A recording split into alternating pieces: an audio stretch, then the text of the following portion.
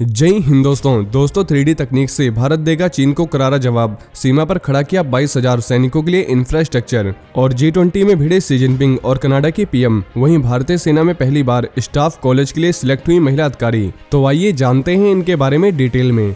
दोस्तों, line of actual control पर अपने इलाके में चीन द्वारा निर्माण के जवाब में भारत ने पूर्वी लद्दाख सेक्टर में बेसिक इंफ्रास्ट्रक्चर का निर्माण किया है। डिफेंस सोर्सेज द्वारा मिली जानकारी के मुताबिक लाइन ऑफ एक्चुअल कंट्रोल के पार चीनी बिल्डअप की खबरों के बीच भारत ने यह कदम उठाया है।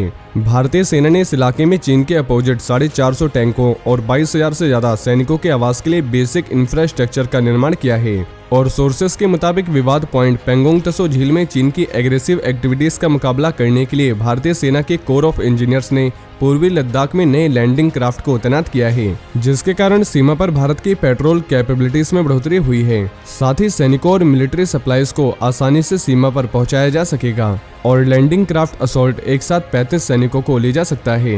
वहीं मौजूदा समय में 9 टनल्स बनाई जा रही है। इनके अलावा 11 और टनल्स का प्लान बनाया जा रहा है और मौजूदा समय में जिन 9 सुरंगों पर काम जारी है उनमें से एक 2.535 किलोमीटर लंबी सेला सुरंग भी शामिल है और पूरी हो जाने के बाद ये दुनिया की सबसे ऊंची 2 लेन टनल होगी। इसके अलावा बीआरओ को न्योमा में भारत के सबसे ऊंचे एयरपोर्ट में से एक के निर्माण का काम सौंपा गया है। ये चीन की सीमा के बहुत करीब है और इसके बनने से भारतीय क्षमताओं को बढ़ावा मिलेगा। दूसरी तरफ मंगलवार को भारतीय सेना के engineer in chief lieutenant general Harpal Singh ने सीमाओं के साथ बनाए जा रहे परमानेंट डिफेंस के बारे में जानकारी दी है। उन्होंने बताया कि भारतीय सेना के कोर ऑफ इंजीनियर्स द्वारा रेगिस्तान क्षेत्र में पहली बार 3D printed permanent safety nets का निर्माण किया गया है। इन डिफेंसेस का छोटे हथियारों से लेकर T-90 टैंक की मेन गन तक के हथियारों के माध्यम से ट्रायल किया गया है। साथ ही इस तरह के बचाव धमाकों का सामना करने में सक्षम है। इतना ही नहीं, ये 36 से 48 घंटों के अंदर बनाए जा सकते हैं और एक स्थान से दूसरे स्थान पर ट्रांसफर किए जा सकते हैं। इसके साथ ही पूर्वी लद्दाख में भी इसी तरह के परमानेंट प्रोटेक्शन का टेस्ट किया गया है।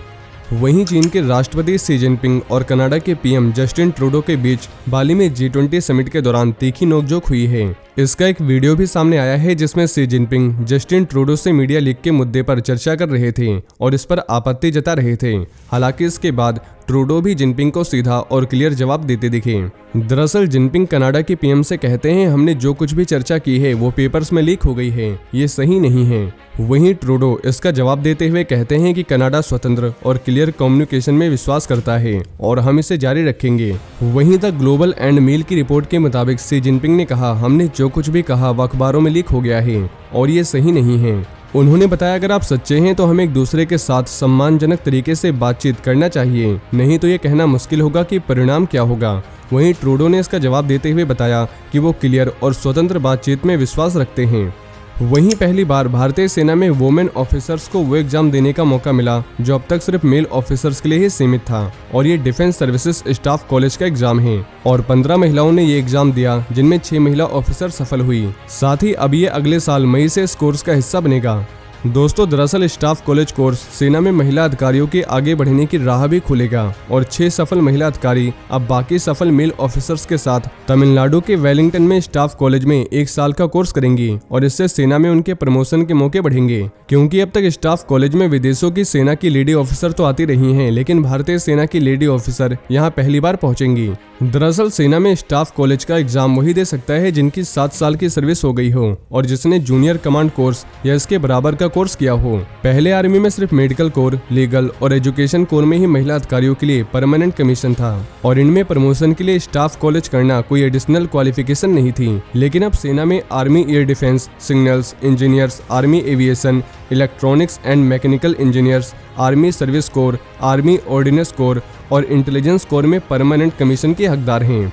तो दोस्तों, ये थे आज के कुछ बड़े डिफेंस अपडेट। वहीं अगर आप भारतीय सेना से जुड़ी ऐसी और भी जानकारी जानना चाहते हैं तो आपको हमारे दूसरे चैनल डिफेंस एनालिसिस पे मिल जाएगी, जिसके लिंक आपको नीचे डिस्क्रिप्शन में मिल जाएगी। और ये इन्फॉर्मेशन अगर आपके लिए यूजफुल रही हो तो वीडियो को ज़्यादा से ज़्यादा शेयर करें और चैनल को सब्सक्राइब करना न भूलें। जय हिंद, जय भारत।